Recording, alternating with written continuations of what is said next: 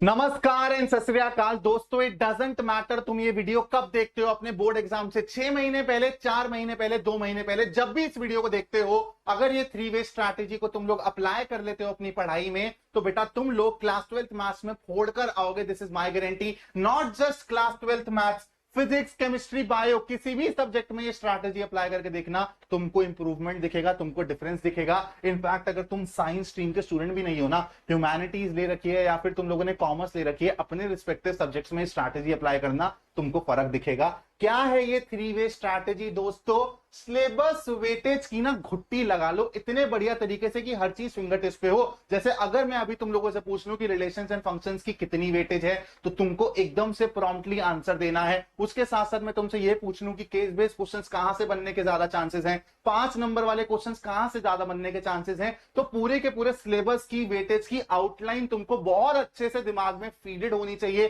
Calculus की weightage क्या है पता है, 35 मार्क्स है। लेकिन अगर मैं तुमसे ये पूछूं कि कैलकुलस में कौन से ऐसे चैप्टर्स हैं जो इवन 20 मार्क्स से भी ज्यादा की वेटेज रखते हैं, सिर्फ 2 चैप्टर्स ऐसे हैं कैलकुलस में जो 22 मार्क्स की वेटेज रखते हैं, क्या तुमको पता है?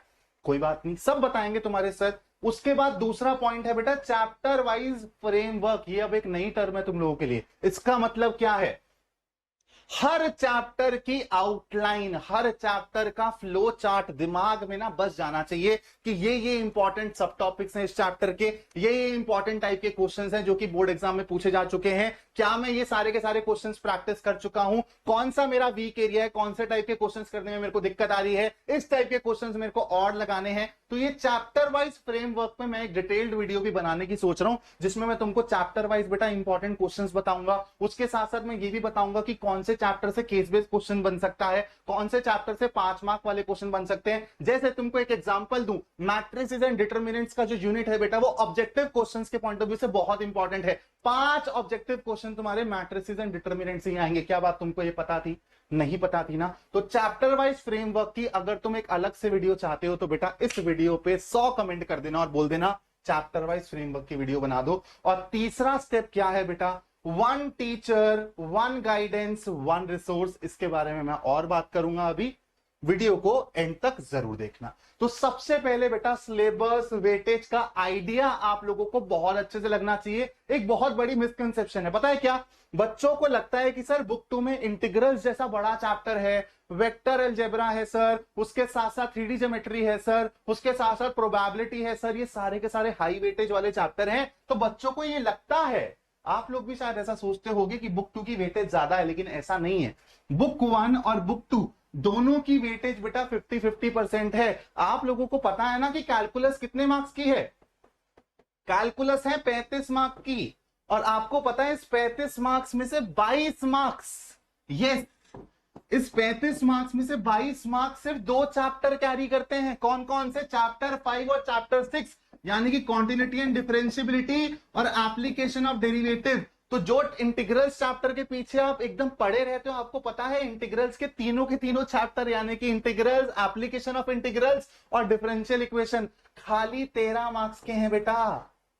समझ रहे हो? तो तुम्हारा जो फोकस होना चाहिए वो यहां होना चाहिए। एओडी से तुम्हारा केस बेस्ड सवाल, 5 मार्क का सवाल आएगा ही आएगा, तुमको ये चीज पता होनी चाहिए। सीएनडी, कॉन्टिन्यूटी एंड डिफरेंशियबिलिटी से भी तुम्हारे लॉन्ग आंसर टाइप क्वेश्चंस आएंगे ही आएंगे, इसलिए इसकी वेटेज इतनी ज्यादा है। तो आपको समझना पड़ेगा कि बुक 1 के पर्सपेक्टिव से ये दोनों चैप्टर बहुत इंपॉर्टेंट हैं। उसके बाद बुक 2 की बात करूं बेटा, तो वेक्टर और 3D बहुत इंपॉर्टेंट है। देखो तुम्हारे सामने सर लिखेंगे सारी चीज, मतलब मेरे दिमाग में जिस तरीके से फीड हो रखा है ना, पूरा का पूरा सिलेबस, पूरी की पूरी आउटलाइन, ऐसे ही तुमको फीड करनी है। अगर मैं बात करूं बेटा पहले चैप्टर की, पता है कितने मार्क्स का है? 5 मार्क्स का है।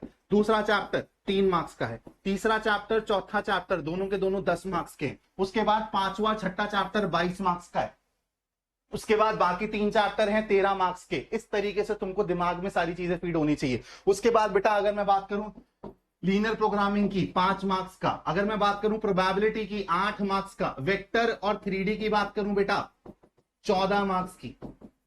तो इस तरीके से तुमको पता होना चाहिए कि भाई तुम्हारे पूरे का पूरा सिलेबस किस तरीके से क्वेश्चंस पूछे जाते हैं, चैप्टर वाइज वेटेज क्या है। अब अगर मैं बोलूं कि ऑब्जेक्टिव क्वेश्चंस के पॉइंट ऑफ व्यू से क्या इंपॉर्टेंट है बेटा, तीसरा और चौथा चैप्टर बहुत इंपॉर्टेंट है।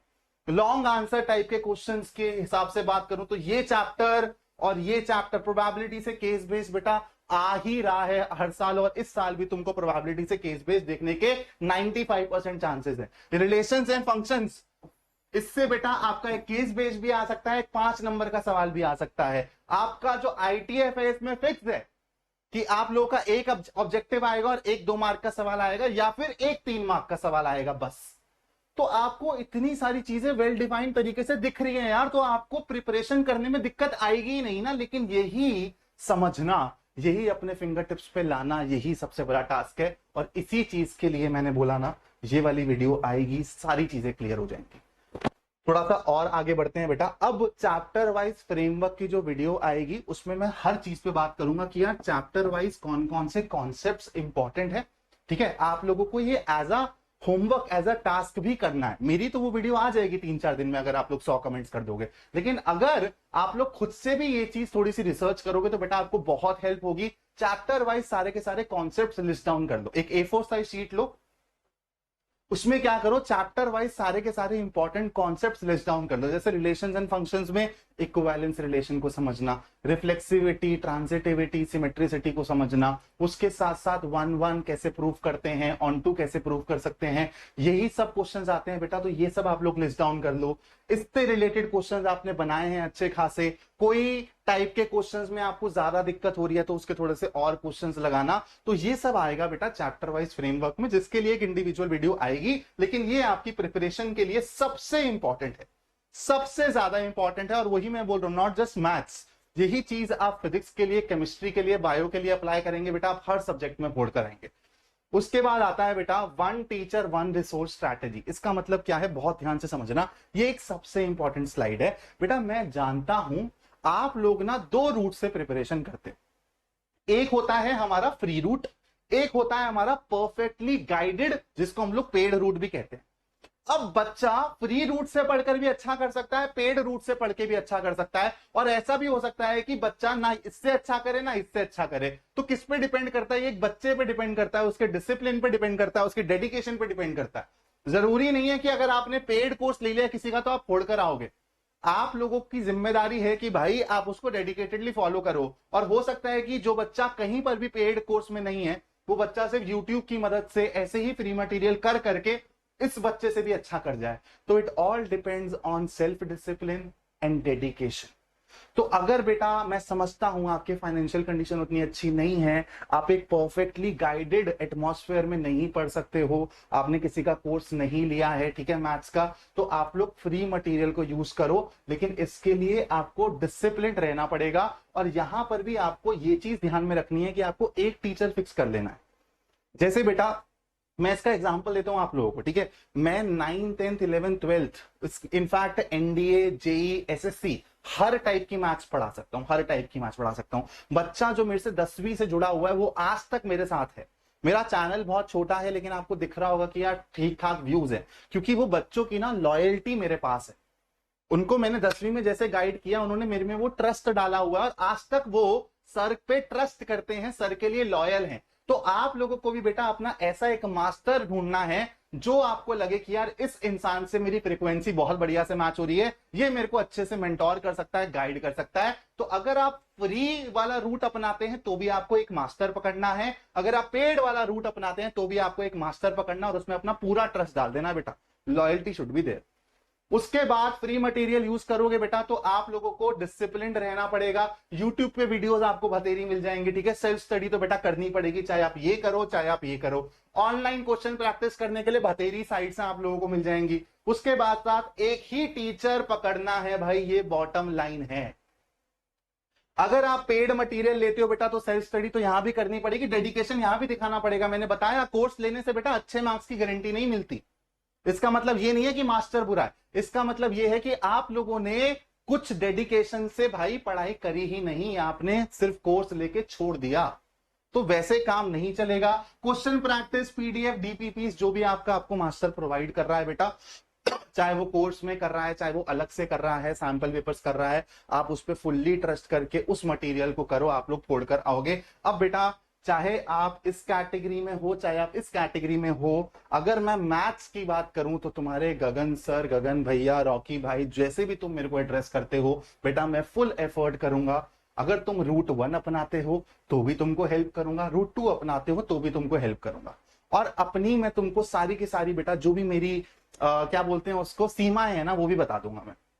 डिसिप्लिन चाहिए, तुम लोग खुद से काम करोगे। मेंटोरिंग चाहिए, जैसे यार तुमने किसी का पेड कोर्स नहीं लिया तो तुम अब एक गाइडेड माहौल में नहीं तैयारी कर रहे हो, लेकिन फिर भी ना यार हम लोगों को वो मोटिवेशन, वो मेंटोरिंग कि भैया सही जा रहा हूं नहीं जा रहा, सर सही जा रहा हूं नहीं जा रहा, तो मेंटोरिंग तुमको मिलेगी मेरे थ्रू, ठीक है। वो तुमको इंस्टाग्राम पे मिल सकती है। अगर बाई चांस यार मतलब अच्छा खासा चैनल ग्रो करता है, कल को ऐप बनाता हूं तो ऐप पे भी मेंटोरिंग वाला फीचर डलवा दूंगा, ठीक है। अभी के लिए आप लोग इंस्टाग्राम पे कनेक्ट कर सकते हो योर मॉडेक्स, ये 1-to-1 इंट्रैक्शन के लिए। जिसको भी बेटा मेंटोरिंग का सहायता चाहिए, जो भी फ्री रूट से पढ़ रहा है वो कनेक्ट कर सकता है मैथ्स के लिए। उसके बाद साथ साथ बेटा फ्री मटेरियल के पॉइंट ऑफ व्यू से मैं जितनी हेल्प कर पाऊंगा मैं करूंगा, अपने टेलीग्राम ग्रुप में या फिर अपने व्हाट्सएप चैनल पे भेज दूंगा। ये सारे के सारे लिंक्स ना तुमको डिस्क्रिप्शन में मिल जाएंगे, तो तुम वहां से ज्वाइन कर सकते हो। चाहे तुम्हारी पीडीएफ हो गई, नोट्स हो गए, जितना भी तुमको फ्री में कंटेंट में प्रोवाइड कर सकता हूं बिल्कुल करूंगा। उसके साथ साथ बेटा कुछ बच्चे होंगे कि सर मेरे को तो वेल गाइडेड माहौल में पढ़ना है, पेड कोर्स का बताओ, सैंपल पेपर्स का बताओ। तो बेटा देखो बुक 1 की पीडीएफ में ऑलरेडी लॉन्च कर चुका हूं। जिन बच्चों ने ली है उनको पता भी है कि भाई एक ऐसा मटेरियल है जो कि प्रीमियम है, खुद के हाथ से लिखा हुआ मटेरियल है, पूरे मार्केट में नहीं मिलेगा। इसके साथ साथ बुक 2 की पीडीएफ पे मैंने ऑलरेडी काम कर दिया है। बुक 2 के चैप्टर वाइज इंपॉर्टेंट क्वेश्चंस की पीडीएफ जल्दी आने वाली है, इस पे मैंने काम कर दिया है। और मैं बहुत चीजें सोच रहा हूं यार, जिन बच्चों ने बुक 1 की पीडीएफ ली है शायद उनको मैं बुक 2 की पीडीएफ मुफ्त दूंगा, कॉम्प्लीमेंट्री दूंगा, ठीक है। आप लोगों ने इतना प्यार दिया यार तो मुफ्त में दूंगा। उसके बाद बेटा सैंपल पेपर्स में बनाऊंगा, 10 सैंपल पेपर बनाऊंगा तुम लोगों के लिए अपने हाथों से, तो सैंपल पेपर्स भी तुमको सर प्रोवाइड कर देंगे। पेड कोर्स यार आई एम नॉट श्योर, ठीक है, क्योंकि अभी चैनल बहुत छोटा है यार, और पेड कोर्स के लिए ऐप, वेबसाइट, सारी चीजें बनानी पड़ती हैं, ठीक है, तो खर्चा है अच्छा खासा। तो पेड कोर्स के लिए यार अभी आई एम नॉट श्योर, लेकिन चैनल अगर ग्रो करता है, आप लोगों का सपोर्ट मिलता है, प्यार मिलता है, और मेरे को लगता है कि यार ठीक है, भले ही 100 बच्चा है अपने पास, लेकिन उस 100 बच्चों के लिए कोर्स जरूर निकालना चाहिए, क्योंकि उनको जरूरत है इस चीज की, तो मैं पक्का निकालूंगा। लेकिन अभी इस पे ज्यादा बात नहीं कर रहा, कमिट नहीं कर रहा, लेकिन ये तीनों चीजें आपको पक्का मिल जाएंगी। उसके साथ साथ फ्री में भी आपको हेल्प मिलेगी। इसके साथ साथ बेटा आप लोगों को प्लेलिस्ट बनती हुई दिखाई दे रही है, वन शॉट की प्लेलिस्ट ऑलरेडी बन रखी है, डिस्क्रिप्शन में जाओगे लिंक मिल जाएगा, तो चैप्टर वाइज आप वहां से रिवीजन कर सकते हो। उसके साथ साथ बेटा आप लोगों के लिए मैं चैप्टर वाइज पीवाईक्यूज या फिर चैप्टर वाइज इंपॉर्टेंट क्वेश्चंस की प्लेलिस्ट भी फॉर्म करने वाला हूं। मोस्ट प्रोबेबली बहुत जल्दी आपको वो प्लेलिस्ट भी दिख जाएगी चैनल पे। तो अगर आप इस वाले रूट से भी पढ़ते हैं ना, तो अगर आप यूट्यूब पे मेरी वीडियोस को बस अच्छे से देख लें, सारी प्लेलिस्टों को अच्छे से देख लें बेटा, आप लोग बहुत अच्छे लेवल पे प्रिपेयर कर लोगे और एग्जाम में फोड़ कर आओगे। तो अब अगर अपने को ये चैप्टर वाइज फ्रेमवर्क वाली वीडियो चाहिए दोस्तों, अगर अपने को ये वाली वीडियो चाहिए तो 100 कमेंट कर देना इस वीडियो के नीचे, बस आप लोगों को ये वाली वीडियो मिल जाएगी। Thank you so much for watching. जय हिंद दोस्तों।